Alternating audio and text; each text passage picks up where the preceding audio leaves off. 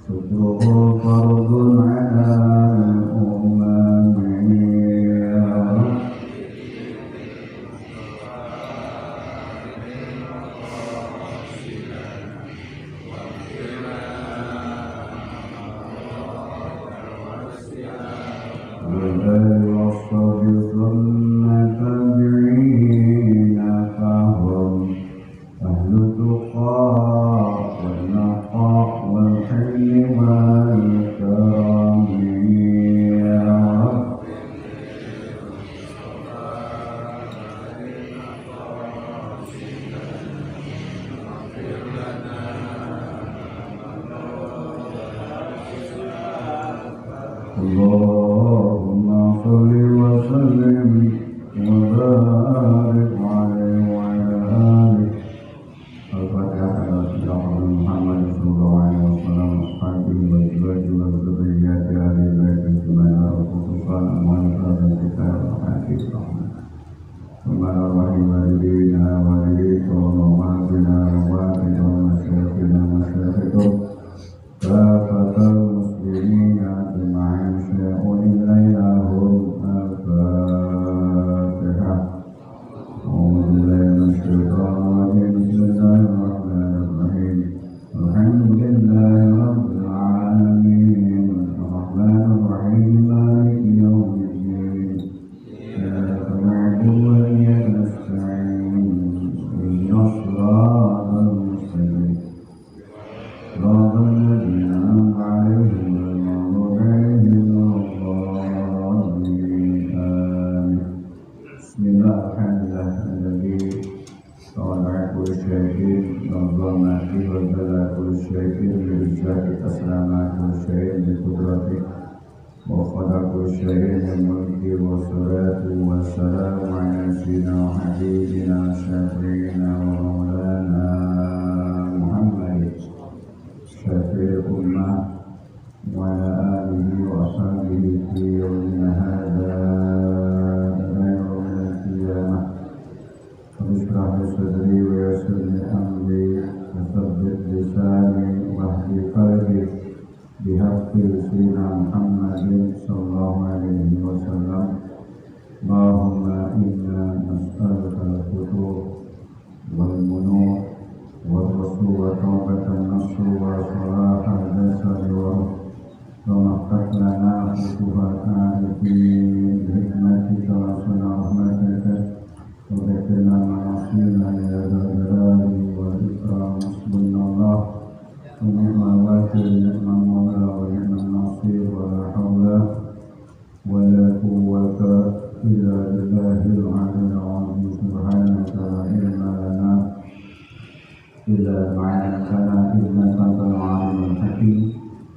Memandu hadirin jamaah berbahagia, para asatidzah, para guru, para hujjah sunnah murus muslim beramal senantiasa rahmat Allah Subhanahu wa taala.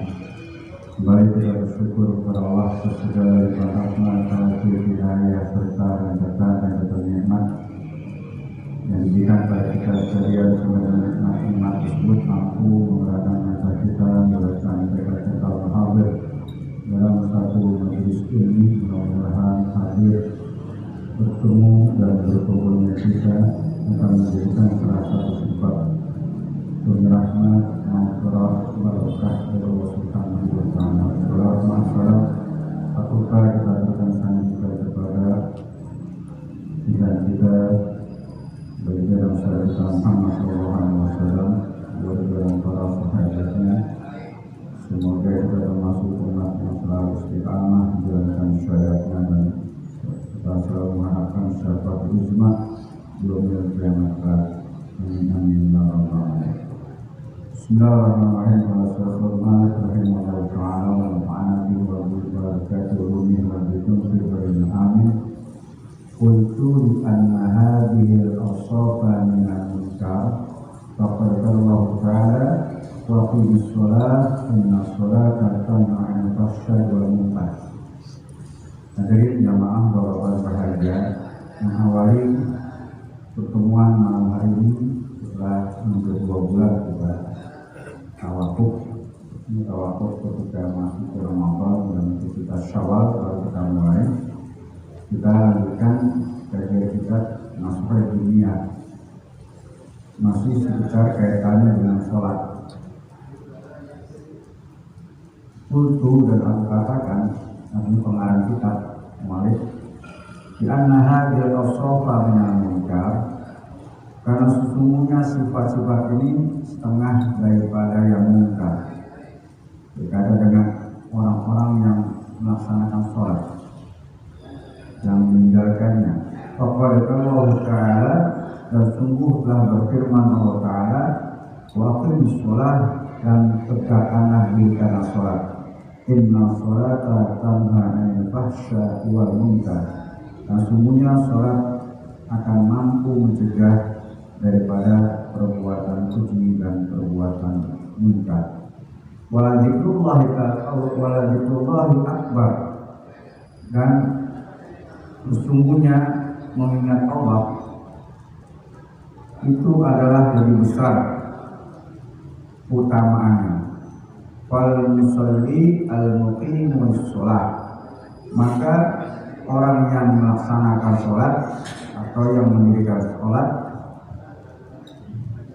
kama amallahu ta'ala wa rasuluhu, sebagaimana Allah Ta'ala perintahkan dan Rasul juga memerintahkan, tanhahu sholatuhu, dan Rasulullah memerintahkan pada hakikatnya sholat akan mencegah anfiklihi, daripada perbuatan-perbuatan pekerjaan mayakrahu, yang dibencinya Allahu oleh Allah Subhanahu wa ta'ala. Jadi intinya dalam kitab ini menjelaskan orang-orang yang terputus sholat, yang hakikatnya sholat merupakan satu kewajiban bagi muslim-muslimat yang mereka ditanya dengan akil baik. Ada setiap perintah pasti ada manfaatnya. Dalam satu kaidah katakan inna wa'a syariati lima sholil ibad. Setiap peletakan hukum Allah yang Allah perintahkan, di situ ada manfaatnya apabila itu amal satu perintah.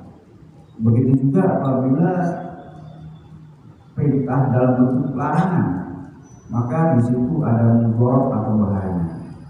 Jadi intinya setiap perintah yang Allah berikan berupa pekerjaan yang wajib, itu tujuannya adalah untuk kebaikan hamba. Dalam bahasa agamanya lima sholil ibad, untuk kemaslahatan buat si hamba. Salah satunya sholat yang merupakan kewajiban yang sehari semalam diwajibkan kepada kita. Pasti Allah punya rencana agar dengan sholat ini bisa ada manfaatnya. Apa di antara sebagaimana dalam firman-Nya wa aqimus shalah inna sholata tanha 'anil fahsya'i wal munkar. Tegakkan sholat, sesungguhnya sholat itu akan bisa mampu mencegah bagi orang yang musolli sholat perbuatan keji dan munkar. Atau contoh kedua berkaitan dengan puasa. Setiap perintah tadi ada manfaatnya. Puasa pun begitu, berkaitan dengan puasa wa amma man khafa maqama rabbih wa nahan nafsa 'anil hawa fa innal jannata hiyal ma'wa. Adapun orang-orang yang takut terhadap kebesaran Allah dan mampu mengendalikan hawa nafsu, maka surga tempat dia kembali. Kemudian yang kedua, perbuatan-perbuatan yang wajib yang kita lakukan, ya dengan sholat ataupun baca Quran dan sebagainya, dia akan memberikan satu syafaat. Bahasa syafaat ini artinya pertolongan bagi orang-orang yang melaksanakannya, kaitannya dengan puasa, Quran dan sebagainya, dan menjadikan benteng daripada godaan setan, laknatullah. Jadi dengan sholat ini seseorang akan bisa mampu mencegah perbuatan keji dan munkar. Bagaimana caranya bisa mampu itu? Buktinya ketika si musolli atau orang sholat melakukan dengan benar, dengan rukun dan syaratnya terpenuhi, kemudian masuk kepada kaitannya dengan qabul ibadah, artinya dikabulkan ibadah. Di situ nanti ada asar itu bahasanya bekas, hasil daripada perbuatan tadi. Nah, hasil perbuatan tadi itulah disebut dengan bisa mampu mencegah perbuatan keji dan munkar. Ulama memandang makna sholat yang dilakukan setiap saat, yang hakikatnya sholat itu merupakan perbuatan-perbuatan yang menuju kepada akhirat. Sehingga dikatakan as-sholatu minal akhirah. Sholat itu merupakan perbuatan pekerjaan yang menuju akhirat.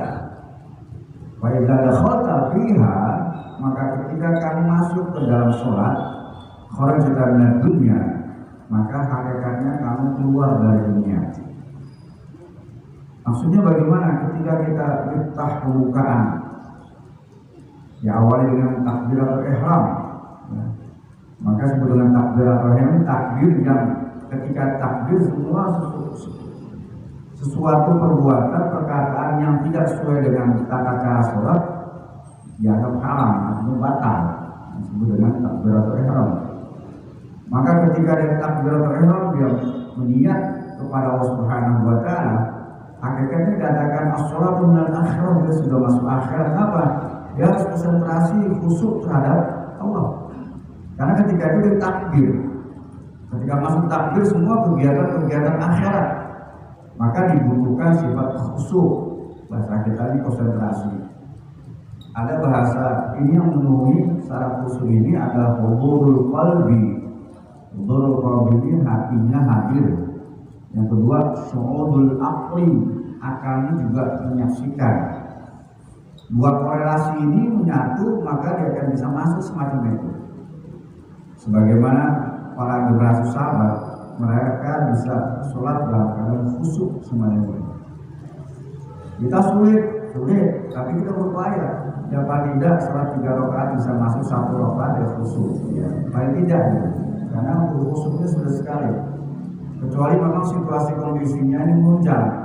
Ketika dia mulai mungkin situasinya sepi ini, saat manusia tidur berbuai dengan mimpinya masing-masing, kita bangun, kita sholat di hadapan Allah, mungkin ada khusyuk sendiri.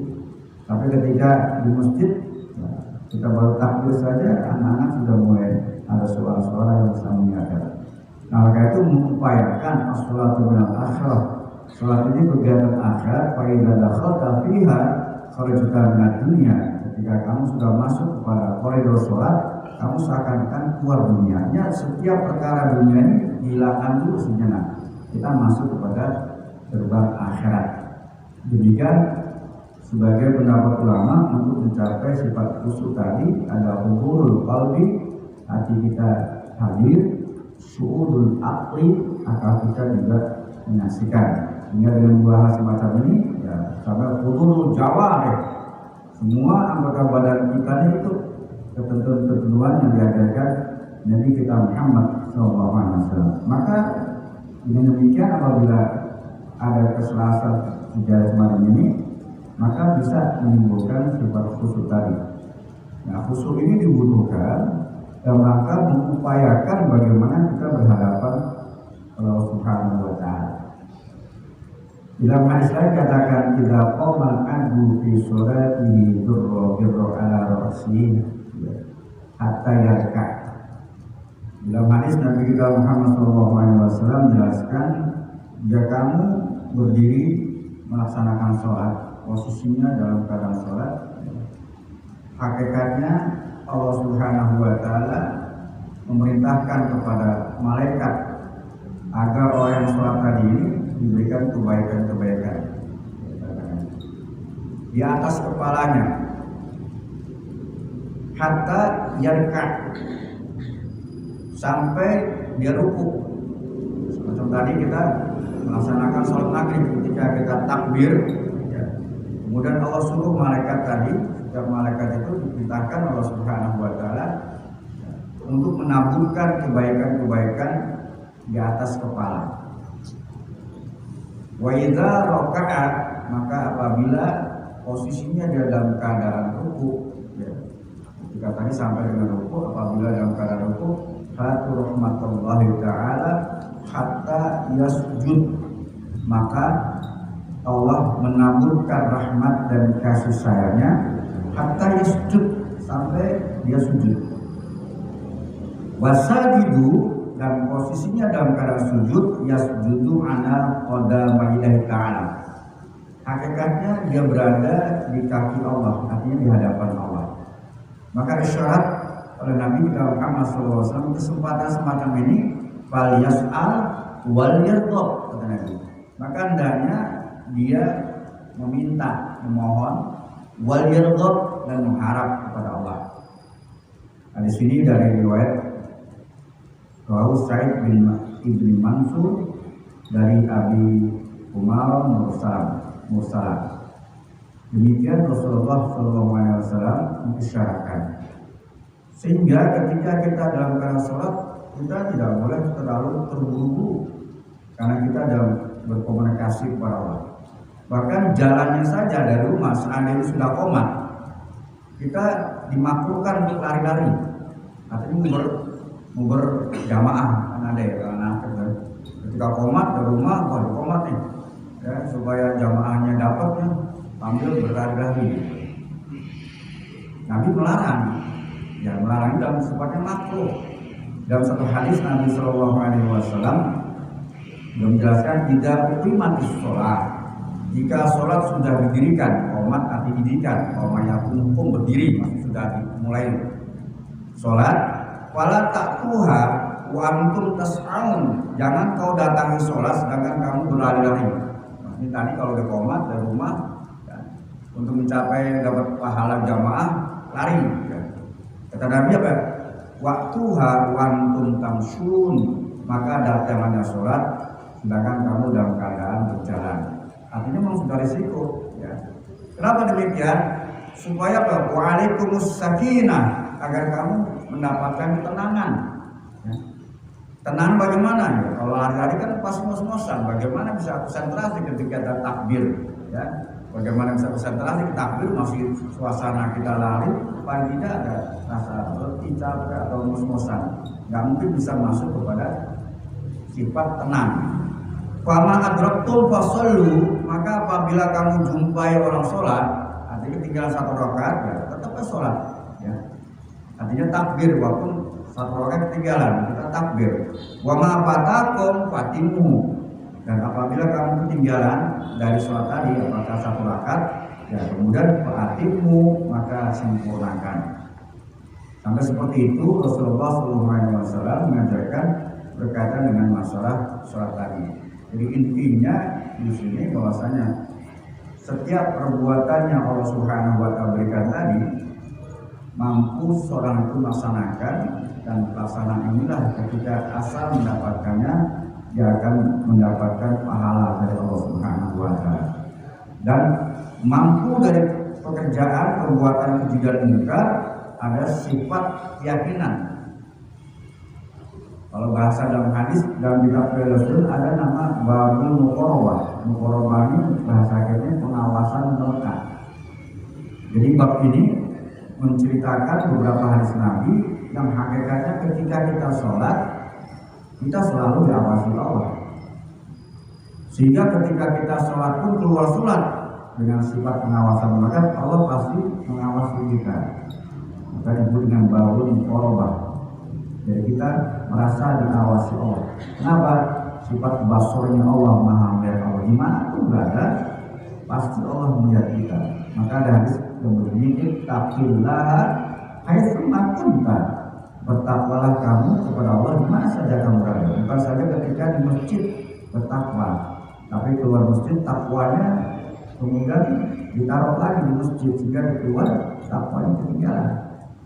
Jadi intinya di sini ketika orang benar-benar melaksanakan sholat dengan sungguh tadi, rukun dan syaratnya, kemudian ketentuan-ketentuan yang lain, sehingga dengan sholat itu dia bisa mampu melaksanakan pekerjaan ya keji dan munkar. Contoh beginilah, ketika berbicara masalah ma'isyah ini kehidupan, nafkah lagi. Ketika kita mengetahui bahwasanya Allah selalu mengawasi kita, maka pekerjaan-pekerjaan kita ini sesuatu yang kita kerjakan ini tentunya ingin diharapkan keridhaan Allah. Ya. Dan manusia ini statusnya siapapun kerjanya apa, tapi intinya adalah mencari sesuatu yang dihalalkan Allah. Kita lihat dalam Al-Quran surat 2 Al-Baqarah ayat 168, sifatnya umum. Ya ayyuhan nas kulu mimma fil ardi halalan thayyiban wa la tattabi'u khutuwatis syaitan innahu lakum aduwwun mubin. Ini konsepnya. Ya, artinya siapapun dia, pekerjaannya apapun, yang penting cari halal. Dan pun Nabi sebagai seorang pedagang sebelum jadi Nabi. Ya. Tapi intinya semacam itu. Maka ketika dia melaksanakan sholat, Allah mengawasi. Ketika dia ma'isyah, mencari kehidupan, mencari nafkah, yakin di bawah itu sifat-sifat tadi Allah selalu mengawasi.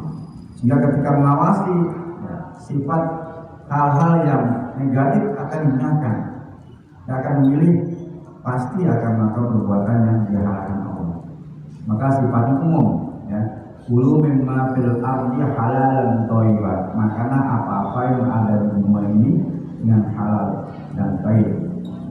Wala tattabi'u khutuwatis syaitan, dan jangan kamu mengikuti jejak syaitan, innahu lakum aduwwun mubin. Sesungguhnya syaitan itu musuh yang nyata. Yang sebut nyata ini bagaimana? Dalam Al-Quran diinformasikan sifat-sifat syaitan, bagaimana strategi syaitan menggoda manusia. Dalam tafsir itu ada 6 item cara syaitan menggoda manusia supaya manusia hancur. Jadi antaranya tadi berkaitan dengan sesuatu yang kita cari, dia condong untuk menyuruh kepada kita perbuatan-perbuatan yang munkar. Innama ya'muru bil fahsya'i wal munkar. Semuanya setan mengajak kepada kamu itu perbuatan yang fahsyah dan munkar. Makanya munkar itu ada dengan sholat tadi, meyakinkan sholat ini. Contoh kedua, ketika Allah berbicara kepada orang-orang yang sudah masuk kategori beriman, halalnya sudah dihilangkan. Maka kalimatnya surat selanjutnya itu ayat 172 atau 170 ya. Ya ayyuhalladzina amanu kulu min thayyibat. Kalimat halal sudah dihilangkan. Hai orang-orang beriman, makanlah yang baik-baik. Karena orang beriman pasti makan sesuatu yang dihalalkan Allah. Maka kalimatnya ya ayyuhalladzina amanu kulu min thayyibat ma razaqnakum. Dengan rezeki yang telah kami berikan kepada kamu, washkurulillah. Maka ketika mendapatkan rezeki, bersyukurlah kepada Allah. In kuntum iya ta'budun. Jika kamu benar-benar mengabdi kepada Allah, menghambakan diri kepada Allah. Ini satu konsep berkaitan dengan realisasi daripada sholat yang dilakukan seorang hamba. Yang demikian dia selalu memilih mengklasifikasikan apa yang diperintahkan Allah. maka terhindarlah orangnya daripada perbuatan keji dan mungkar. Kemudian ketika mencari sesuatu yang baik, ataupun ada konsepnya sesuatu yang dihalalkan Allah. Jadi ada bahasanya halalun bizatihi wa halalun bihukmihi. Kalau tadi kita bicara maisha tadi ya halalun bihukmihi, halal mencari nafkah, halal hukumnya. Tapi ketika mendapatkan rezeki pun mencari sesuatu yang dimakan ini yang halal, ya halal. Ya. Intinya aqua ini halal karena ini air murni ya, diproses. Halalun bizati, halal zatnya. Tapi kalau ditanyakan apakah halal ini, ya dulu apakah dibeli dengan uang yang haram atau halal? Kalau dia haram, dia berubah menjadi haram karena dibelinya dengan sesuatu yang diharamkan Allah, walaupun halal zatnya. Nah, oleh itu bilang Islam ini dua-duanya halalun bizati wa halalun bihukmihi. Atau halal ma'isyahnya, kita dari uang halal, pekerjaan halal, tapi membeli sesuatu yang diharapkan Allah, maka tetap saja ketika masuk ke dalam perut dan mulut, maka sesuatu ini mengkonsumsi sesuatu yang diharapkan Allah. Sehingga ayat tadi itu katakan innama harrama alaikumul maitata waddama wal lahmal khinzir wa ma uhilla bihi bighairillah, dan diharamkan atas kamu apa bangkai, ya, kemudian darah dan babi dan sebagainya, sesuatu yang zatnya ini diharamkan Allah Subhanahu wa taala, atau menyembelih makan sembelihan yang bukan disebut dengan nama Allah. Nah, ini salah satu bagian bagaimana upaya bisa mampu mencegah perbuatan keji dan mungkar. Oleh itu mu'alif mengajarkan kepada kita, maka dengan sholat yang benar, yang maksud benar ini adalah sesuai dengan aturan-aturan yang dicontohkan Nabi, yang diajarkan Nabi kita lakukan Rasulullah SAW, maka sholat ini bisa mampu mencegah perbuatan keji dan mungkar. Lalu ada pertanyaan, bagaimana orang sholatnya rajin, tapi keji dan mungkar selalu dilaksanakan? Ya mungkin satu-satu jawabannya adalah dia mengerjakan sholat hanya sekedar menggugurkan kewajiban. Tidak ada asarnya, tidak ada pengaruhnya daripada hasil sholat tadi. Karena sesuai dengan aturan, ketika orang menjaga sholat, dia bisa mampu mencegah perbuatan keji dan mungkar. Jadi bisa jadi ketika sholatnya bukan karena Allah. Yang kedua, sekedar mengukur kewajiban. Artinya bagaimana? Yang ini saya sholat.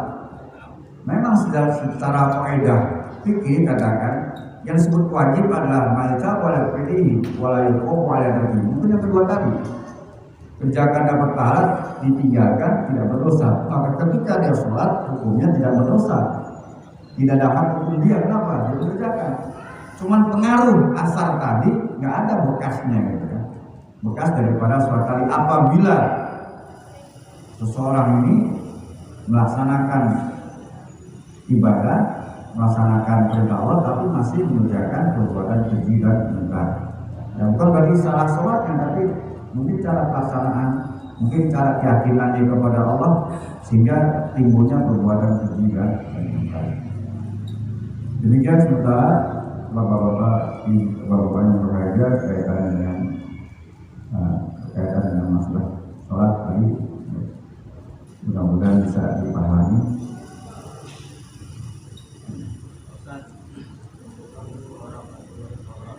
Assalamualaikum. Apabila imam sedang membaca surat kemudian batal, terus yang menggantikan itu berapa langkah ke depan, dan apa melanjutkan ya surat batal itu atau bisa membaca surat yang lain? Terima kasih. Ya. Ya, kalau ada kasus imam batal, karena suatu yang batal ini ada hal-hal yang membatalkan sholat. Apabila dia batal, maka yang paling utama berhak ada yang posisinya ada yang di belakang. Di antara belakang itu antara tiga orang, 5 orang lah. Yang kalau dia maju ini menurut Mas Syafi'i jangan sampai melangkahnya sampai dengan 3 gerakan yang berturut-turut, maka ditambahkan yang paling belakang, sehingga belakang ini mudah ke depan. Kemudian berkaitan dengan masalah hal-hal yang sifatnya sunnah, ya, sunnah hayat, maka diganti boleh. Misalnya ketika baca surat ini cuma sunnah hayat, ya, bukan kaitannya dengan masalah sesuatu jadikan rukun. Kalau berkaitan dengan rukun, kaitan rukun tadi Fatihah, kalau masalahnya baru 2 atau 3, sebiarnya diulang lagi. Tapi kalau tidak, nggak masalah, tapi lebih utama diulang. Ya. Kalau Fatihah, karena Fatihah ini merupakan rukun. Seandainya baru 2 ayat, 3 ayat, tapi kalau udah hampir suratul ladzina an'amta 'alaihim batal, diulangi lagi, dimulai ayat tadi. Ya. Ihdinas siratal mustaqim, siratal ladzina. Ya, kalau udah sampai ayat panjang. Kemudian yang kedua, apabila seandainya batal ini pada hukumnya sunnah hayat, itu baca qiraatul surah ba'dal Fatihah, membaca surat setelah baca Fatihah itu hukumnya sunnah hayat. Yang disebut sunnah hayat apabila tidak dikerjakan tidak membatalkan sholat.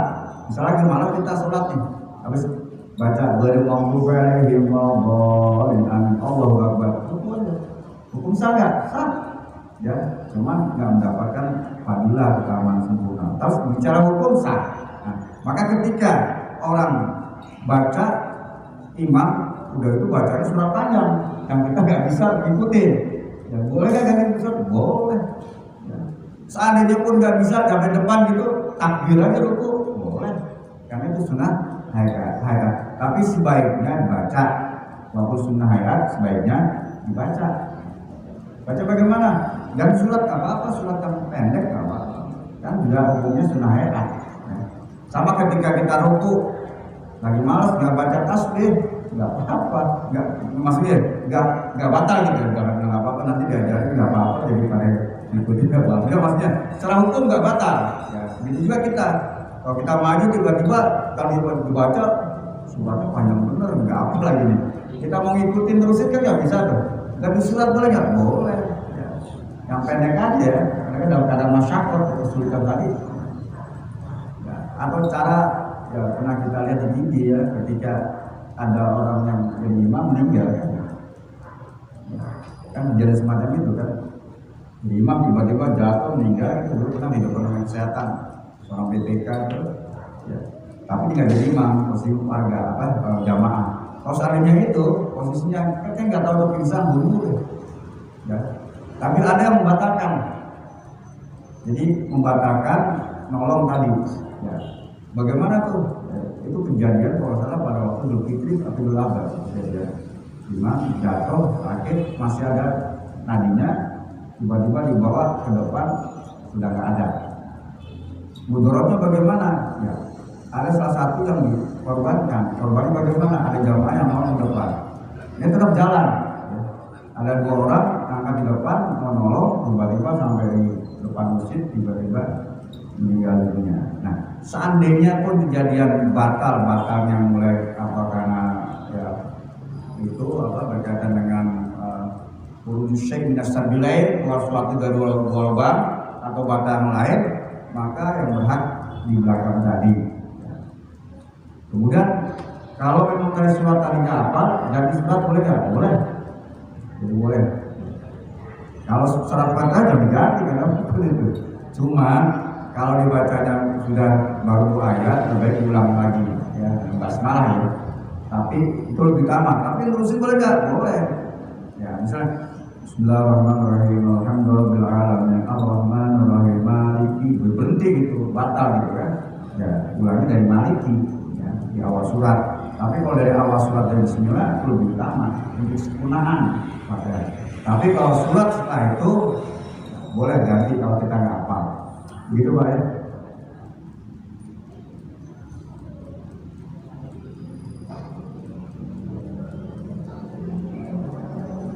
Ada yang lain?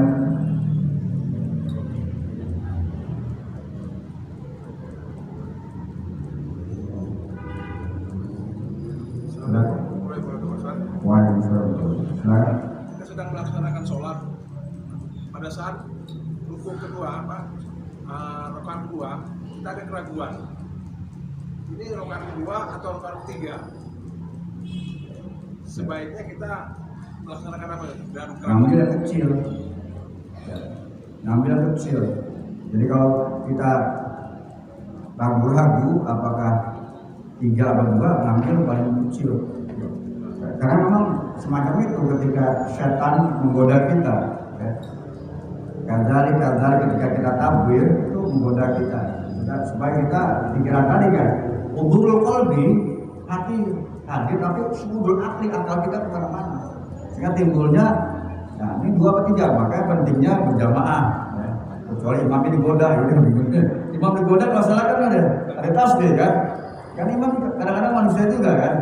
Kalau digoda nggak kuat, tiba-tiba imam udah 4 rakaat naik lagi, naik lagi. Maka dibacakan tasbih. Jadi kalau misalnya ini 3 per 2, maka sebagiannya ambil yang paling kecil, yaitu 2 rakaat. Juga yakinkan tadi, ya. Nah, yakinkan ini supaya karena semakin sendiri. Kalau jamaah diingatkan, ya. Jadi ngambil yang paling kecil. Kalau dalam fikih Imam Syafi'i itu disunahkan sujud sahwi. Dalam fikih ya.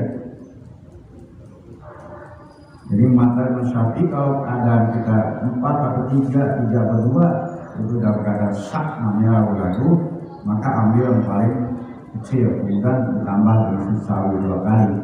Ya, subhanallah la yanamu wa la yasku, ya. Takbir lagi, kemudian sujud lagi, baru salam. Sunahnya seperti itu. Karena ada keraguan-keraguan tadi. Karena posisi sendiri nggak ada bilangnya, kecuali berdua kita jadi imam ada bilangnya. Atau kita makmum, pasti ikutin imam 3 atau 2 ya. Yakinnya imam kan gitu. Kecuali imamnya juga digoda juga sama-sama. 3 rakaat, assalamualaikum. Ikut juga assalamualaikum, padahal 3 rakaat gitu, salat isya misalnya, sama-sama digoda, gak ingat. Sama-sama digoda. Ya. Ya. Assalamualaikum warahmatullahi Waalaikumsalam. Kalau satunya sholat ba'diyah di musola nih, satu orang masuk, kebetulan dia mau sholat wajib, kalau satunya udah ba'diyah, dia nggak tahu. Ketemu rakaat kedua nih, kan beda sholat. Terus yang makmum gimana? Ya. Yang imam, setuju imamnya gimana, makmumnya gimana? Ya, tidak ada syariat ketika dia mengikuti makmum kepada sholat wajib dan sunnah. Makanya apabila posisi waktu sudah terlalu lama, ya, sehingga kalau posisi lama itu dia menjadi atau melaksanakan sholat ba'da itu cari posisi yang paling kanan. Contoh beginilah, dia sholat jam 12, selesai jam 12 kurang 4 ya, atau kurang 8 ya. Selesai sholat, kemudian sepi belakangan. Sholatnya cara sunnahnya tuh paling tidak di belakang, sebelah kanan. Supaya apa? Supaya tidak ada yang ikuti. Tapi seandainya pun diikuti orang ada isyarat. Jadi ini bukan isyaratnya apa? Tangan gitu kan. Seperti orang nepok itu sebenarnya nggak ada tuntunan, isyaratnya nggak tuntunan, cuman tujuannya mengikuti gitu kan. Kalau isyarat Nabi yang terlambat itu takbirnya harus kenceng. Supaya mengikuti kalau normal ya. Ya kita lagi sholat isya misalnya isya jam 9 di masjid, tiba-tiba kita sholat. Ya, tiba-tiba ada orang jadi jamaah, jadi makmum, ngikutin, maka harus takbirnya kencang supaya apa? Si imam supaya zahar gitu. Tapi seandainya tadi, maka tidak ada isyarat harus nepok. Tapi kebiasaan kita nepok ini kan. Sebenarnya nggak ada. Yang penting ada Nabi ketika terlambat tadi, siapapun terlambat, takbirnya harus kencang supaya apa? Si imam tahu bahwasanya di belakang ini ada makmum. Cuman ulama, ya karena ini kadang-kadang makmum ini takbirnya pelan, maka bolehlah nyolek, tapi jangan kenceng gitu. Nyoleknya kenceng takut jantungan gitu kan. Nah, begitu juga isyarat bagaimana posisinya orang makmum nih. Dengan tahu belakang imam, nggak mungkin nengok, Pak, maaf salah imam sholat sunnah enggak kan. Maka pakai isyarat tangan katanya. Ya, saya ketika takbir, ketika ada ngikutin isyarat tangan supaya dia merubah, ya nggak menjadikan makmum. Tapi seandainya terlanjur pun nggak bilang, tetap sah. Ya, karena tidak kewajiban yang ikuti tadi tetap. Seandainya nggak bilang nih, tiba-tiba dia nggak bilang sholat sunnah, tetap dia sholatnya sah, walaupun mengikuti sholat sunnah. Nah, kalau dia sholat sunnah kemudian ada 2 orang tadi ikutin, nggak apa-apa. Ya, makanya isyarat tadi sebenarnya kalau posisinya di luar kebiasaan, kayak tadi nih habis maghrib sholat sunnah, berarti kan orang udah tahu bahwasannya masih sholat sunnah.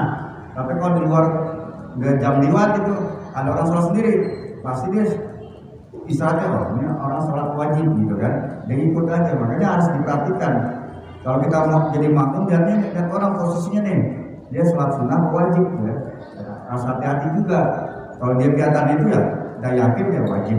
Maka kalau sudah lewat waktu, kalau mau sholat sunnah biasanya ambil sebelah kanan. Kalau sebelah kanan dari posisi ini nggak mungkin orang ikutin, karena kalau diikuti makmum pasti dia sebelah kanan imam kan, paling tidak gitu kan. Jadi seandainya terjadi semacam itu tetap hukumnya sah makmum karena ketidaktahuan, kecuali tadi dia paham ya, ketika Allahu Akbar dia begini kan disuruh begini saja. Ini bukan hadis Nabi, ulama mensyariatkan supaya apa?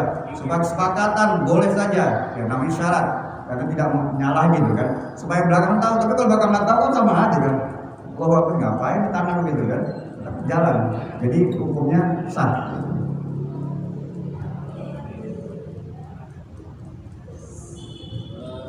Melanjutkan Yeah. dari Mas Tony, posisi imam itu dalam keraguan itu tadi sudah 3 atau 2, kita kan ngambil yang paling kecil, padahal tadi sudah tahiyat. Contohnya sholat asar, itu rakaat ketiga kita duduk lagi, itu sudah diingatkan sama jamaah, subhanallah, langsung imam berdiri melanjutkan rakaat, tinggal 1 rakaat lagi keempat. Apakah ini masih perlu sujud sahwi atau tidak? Jadi aslinya imam yang kelebihan. Kurang. Oh gitu. Ya kan pada rakaat ketiga belum kita pada rakaat ketiga kita masih merasa rakaat kedua, akhirnya duduk lagi, tapi belum sempat baca tahiyat. Karena kita duduk lagi, ya makmum kan subhanallah, langsung kita berdiri melanjutkan rakaat yang keempat. Pas rakaat terakhir setelah tahiyat terakhir, apakah masih perlu sujud sahwi? Karena kan sudah diingatkan sama jamaah. Itu kan bukan itu kelebihan tadi kan, tetap karena posisinya udah ada tanzir bergor. Ini yang tadi semacam tadi itu kalau keraguan dalam sholat sendiri. Jadi kan betul tidaknya nggak tahu karena nggak ada yang menjalani. Tapi kalau udah ada jamaah kan tahu kebenarannya tadi. Jadi kan berjamaah sudah diingatkan sudah sama jamaah, kita terus berdiri. Apakah terakhir ini masih perlu sujud sahwi atau tidak? Lebih utama sujud sahwi, kalau enggak apa-apa. Lebih utama. Karena ini posisinya imam yang salah gitu kan. Iya. Imam. Tapi kebanyakan sebagian orang tidak melaksanakan, tapi lebih utama sujud sahwi. Kalau seandainya sujud sahwi benar dia. Masalahnya gini, kalau imam sujud sahwi ada yang melaksanakan, ada makmum yang nggak melaksanakan. Makanya kan kembali dalam kaidah mengatakan kaidah berkaitan dengan innamal ju'ilal imamu liyutama bi, dijadikan imam itu untuk diikuti. Idza kabbara kabbiru, jika takbir ya takbir, wa idza raka'a yarka'u, imam ruku ya ruku, wa idza sajada yasjudu, imam sujud ya sujud.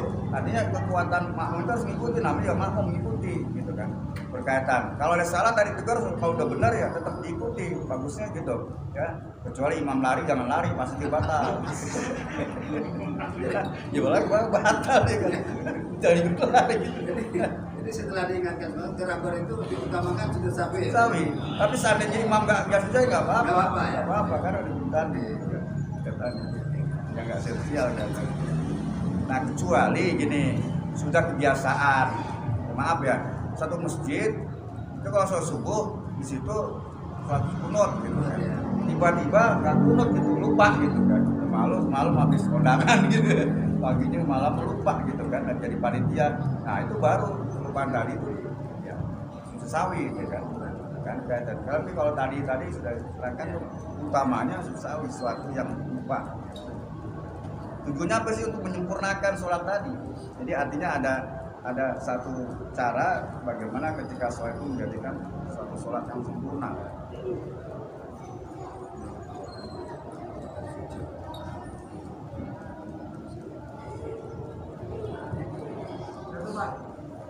Ya. Biasanya kita ragu-ragu Pak, karena memang dari setan membuat kita ragu-ragu. Contohnya kita masalah kentut, antara kentut batal dan tidak batal itu banyak pendapat yang berbeda-beda. Nah ini yang menjadi masalah, kalau kita tahu-tahu seakan-akan kita ini kentut atau tidak. Nah ini yang menjadi pertanyaan saya, sampai di mana batas kentut itu batal dan tidak batal. Ya. Dalam hal-hal yang membatalkan yubtilus sholat, yang membatalkan sholat, semua yang yubtilu wudu, yang membatalkan wudu. Di antara 5 hal yang membatalkan wudu adalah khurujus syai' minas sabilain, keluar sesuatu dari 2 lubang, depan maupun belakang, artinya batal. Ya. Nah yang belakang ini bagaimana, yang tahu kan kita sendiri di posisi kita gitu kan. Antara yang muda dengan kayak saya 50 tahun belakang kan berbeda gitu. Ya, posisinya itu kan. Kalau kita merasakan sesuatu yang pes begitu ya, berarti kita yakin ini batal. Ya. Tapi kalau yakin, kata Nabi, ya, tinggalkan suatu keraguan yang malibu gitu kan. Tinggalkan keraguan kepada yang yakin. Artinya bagaimana? Nggak batal, udah gitu. Tapi kalau kembali ke ragu-ragu tadi itu batal kagak, lebih batal karena batal. Tapi kalau yakin nggak batal, insya Allah benar gitu kan. Karena sesuatu yang membatalkan wudu itu akan membatalkan daripada sholat. Wudu syai' minas sabilain. Memang itu sangat sensitif buat kita orang gitu kan. Apakah batal atau tidak? Ya. Tapi kan ada perintah, ada pendahulunya. Kadang-kadang perut bunyi tiba-tiba gitu mulus, tiba-tiba terasa gitu kan, walaupun gak ada baunya tapi terasa ini ada sesuatu yang keluar ya. Apalagi tambahnya dengan jet ini semacam spirit gitu kan, jelas gitu. Jadi apalagi penyakit ya, kalau penyakit kan mudah sekali gitu. Jadi ada orang penyakit ya, sering buang angin, maka sholatnya jangan jauh-jauh deh kan. Kalau rumah jangan jauh dari kamar mandi, batal mulu gitu. Jadi kembali hadis Nabi jak malibu ya, bila malibu, tinggalkan ragu-ragu kepada yang tidak ragu. Kalau kita yakin nggak kuat nih, kita terusin. Tapi kalau ragu, batal kakinya berbatal gitu kan, ambil wudhu lagi kan gitu kan. Dengan ambil wudhu dilihat dulu posisinya basah nggak, kalau basah ganti celana kan menjadikan najis kan gitu kan. Ya. Begitu juga minas sabilain yang ke depan nih air kecil gitu kan. Jadi kalau berkata ragu, makanya disunahkan para ulama kalau kita buang air kecil ya ketika kita berdehem percikan air gitu di tempat ini supaya kita nggak ragu tadi ya. Itu tujuannya gitu kan. Tapi kalau kita merasa ada sesuatu yang keluar nih ya jelas lah ini pasti batal ya. Begitu Pak ya. Nggak bisa belum? Mudah-mudahan ada manfaatnya buat kita sekalian. Bismillahirrahmanirrahim. Muhammad wa ala alihi Muhammad wa ma'alina ma jahilna wa'alina wa'alina nafi'a sababali wa dhunubi Allah hadina min indik wa ta'ala min fadli wa ta'ala min rahmatik wa ta'ala min barakatik wa bismillah wa sa'afik wa afiyatik wa dunia wa dunia wal akhir Allahumma la taka'lana fina qawmina hadha tamman ila kabartah alhamdulillah wa rizqa wa la ilaha qawleka wa la ilaha min alamta wa la hajat wa la dunia wa akhirah ya la ta'ala illa qawleka wa syarqa ya rahmat rahim rabbana atina fid dunya hasanah wa fil akhirati hasanah wa qina adzabannar subhanallahi wa bihamdihi walhamdulillahi subhanahu wa ta'ala asyhadu an la ilaha illa anta astaghfiruka wa atubu ilaik. Assalamualaikum warahmatullahi wabarakatuh.